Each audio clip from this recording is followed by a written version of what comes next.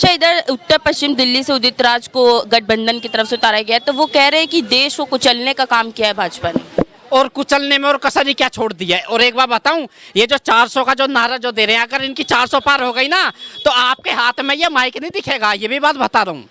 फिर आपको खबर वो चलानी पड़ेगी जो इनके मर्जी से होगी, ये बात याद रखना। तानाशाही अरे आजकल तो पूरी तानाशाही चल रही है भाई। देश में बैठे हुए मुख्यमंत्री को तो रातों रात उठा लिया जाता है, हाँ, और जिसके ऊपर पोस्को एक्ट है उसके ऊपर कोई कार्रवाई नहीं हो रही है। तो भैया ये तो देखो, हाँ, ज्यादा मत बोलो, तुम्हारे ऊपर ईडी छोड़ देंगे। सुनो मेरे ऊपर ईडी छोड़ भी देंगे तो क्या होगा। मेरे घर में तो भैया 150 रुपए रखे हैं, आ जावे और ले जावे। 150 रुपए की तई थोड़ी ईडी आ रही है। करने के लिए वो अपना 2 करोड़ रखे इल्लीगल पैसा। क्या लग रहा है सर, किसकी सरकार है? मुझे तो दोनों की बात में बहुत अच्छा लगा जी। गठबंधन आप भी चाह रहे हैं कि? हाँ, गठबंधन होना चाहिए जी, बिल्कुल। इनकी बात भी बहुत बढ़िया लगी और उनकी बात भी बहुत बढ़िया लगी। अच्छा, क्या कारण रहने वाला है जो लग रहा है मोदी जी हटने वाले हैं? देखो जी, ये तो हमें नहीं समझ में आ रहा। जो नेता आता है देश में तो गरीबी रहती ही रहती है।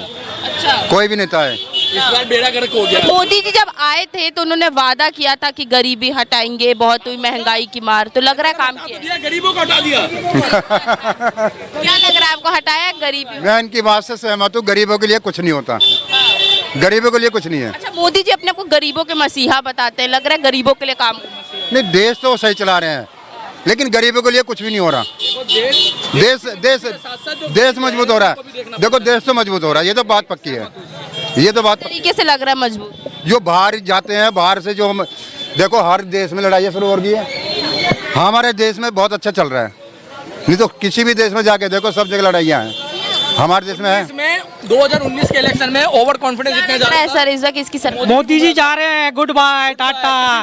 झोले की तैयारी रखो मोदी जी की, आप जरूर रखना। आप एक बाय होने वाला है सब मोदी जी का। बिल्कुल जा रहे हैं। मैडम किससे पूछना चाहते 2024 में मोदी जी जा रहे हैं। सिख सिखाई सरदार सबको खड़ा कर दूं। बिल्कुल उनकी तैयारी हो रखी है।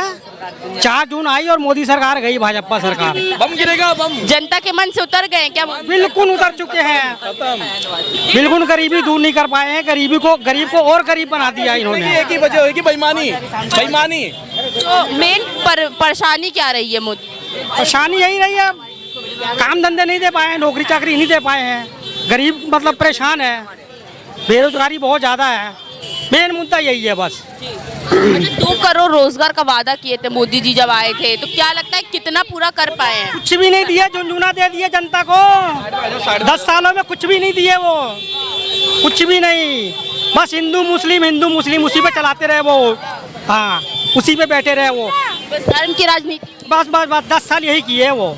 10 साल यही किए हैं वो, खाली और कुछ नहीं। मोदी जी कह रहे हैं कि हम आने वाले तीसरे कार्यकाल में पहले से भी ज्यादा डबल स्पीड में काम करेंगे। वो सपने देख रहे हैं, मुंगेरी लाल के हसीन सपने।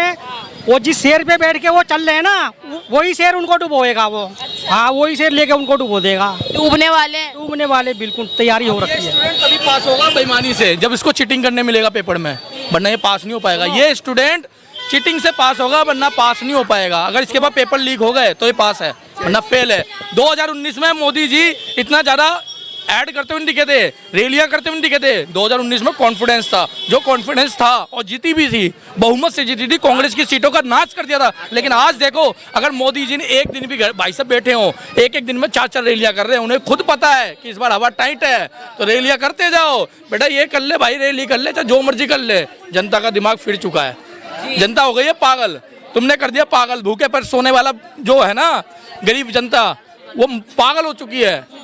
समझ लो, भूखे पेट ने उसका दिमाग पागल कर दिया है। अब पागल करके वो साला किसी को भी वोट दे दे, लेकिन बीजेपी को नहीं देगी। क्या लग रहा है भाजपा के अंदर अब डर दिख रहा है सामने से? डर है, पूरा डर है। एक बार बताओ, लोगों की तो इतनी बुरी कंडीशन है कि पूछो मत। मैं बता रहा हूँ आपको, इन लोगों ने नोटबंदी करी। नोटबंदी में इन्होंने 50 दिन का समय मांगा था। 50 दिन का बोला था, 50 दिन में काला धन आएगा, ये होगा वो होगा, कुछ नहीं आया। जन धन अकाउंट इन्होंने खुलवाए, क्या आया उसमें? 15 रुपए भी नहीं आए। सपना दिखा दिया 15 लाख का। ये जुमलों की सरकार है। गरीब जनता को, इन भोले भाले लोगों को सपने दिखाए जाते हैं बड़े बड़े। वो कहते हैं ना, मुंगेरी लाल के हसीन सपने, बस वो है भारतीय जनता पार्टी के पास में, और इससे ज़्यादा और कुछ नहीं है। हरियाणा में इनकी हवा टाइट है, पंजाब में इनकी हवा टाइट है। पंजाब में तो ये रैली करने जा ही नहीं रहे।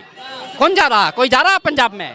पंजाब में कोई नहीं जा रहा, हरियाणा में कोई नहीं जा रहा। क्यों? इनको पता है हमने वहाँ क्या किया है। पंजाब में देखा होगा आपने, मोदी जी की तो गाड़ी भी रोक दी थी। क्या लग रहा है, मोदी जी कह रहे हैं कि कांग्रेस को पता है कि वो हारने वाली है इसलिए बौखला गई है। 4 चरण का चुनाव आपने देखा, शुरुआत कहाँ से किए थे मोदी जी, और मोदी जी के चेहरे से आपको नहीं लगता कि वो कहाँ से कहाँ उड़ गया, हवा उड़ गई उनके चेहरे की, रोने लगे, आंसू निकलने लगा। उनकी आंसू को देखते हुए मुझे वो इमरान प्रतापगढ़ी की वही 4 लाइन याद आती है। मैं आपको सुनाता हूँ कि वो अब तिजारती पहलू निकाल लेता है, वो अब तिजारती पहलू निकाल लेता है, मैं कुछ कहूँ तो तराजू निकाल लेता है, और मैं इसलिए भी तेरे फन की कद्र करता हूँ, मैं इसलिए भी तेरे फन की कद्र करता हूँ, तू झूठ बोल के आंसू निकाल लेता है, तू झूठ बोल के आंसू निकाल लेता है। मैं मोदी जी की आंसू से बहुत आहत हुआ हूँ, ठीक है। मैं चाहता हूँ भाई वो आंसू निकाले, उनकी आंसू का कद्र होना चाहिए, और वो आराम चाह रहे हैं। उनकी एज देख रहे हो, उनकी एज, अरे इस एज में अगर हम आम आदमी, आम जनता, हमारा फर्ज बनता है उनको रुला रहे हैं। हमें तरस आ रही है उनकी आंसू को देख करके, और हमने संकल्प ले लिया है कि अब मैं उनको आराम दूंगा, उनके आंसू को जाया नहीं जाने दूंगा। मोदी जी आप रोने का काम बंद कर दे, आपको जिस आराम की ज़रूरत है उस ज़रूरत को हम लोग फील कर रहे हैं, और आपको बिल्कुल इस 2024 में उसके बाद मैं आपसे काम नहीं करवाऊंगा और आपको आराम दूंगा। और इस देश का युवा, इस सरकार में सबसे ज़्यादा अगर किसी का नुकसान हुआ है तो वो इस देश के युवा का है। और मोदी जी इस बात को मत भूले, जिस दिन इस देश का युवा जाग गया उस दिन सत्ता को पलटने का काम करेगा। इस देश का इतिहास रहा है कि जब जुल्म बढ़ा है तब तक युवाओं ने क्रांति लाई है। याद रख लेना, जिस दिन इस देश का युवा उठ गया ना, मोदी जी संभाल नहीं पाओगे इस देश के युवा को, आप रोक नहीं पाओगे इस देश के युवा को, और फिर से इतिहास लिखा जाएगा। जिस दिन इस देश का युवा आ गया उस दिन फिर से इस देश में क्रांति आएगी, और युवा क्रांति ला कर रहेगा और आपकी सत्ता को पलट देगा।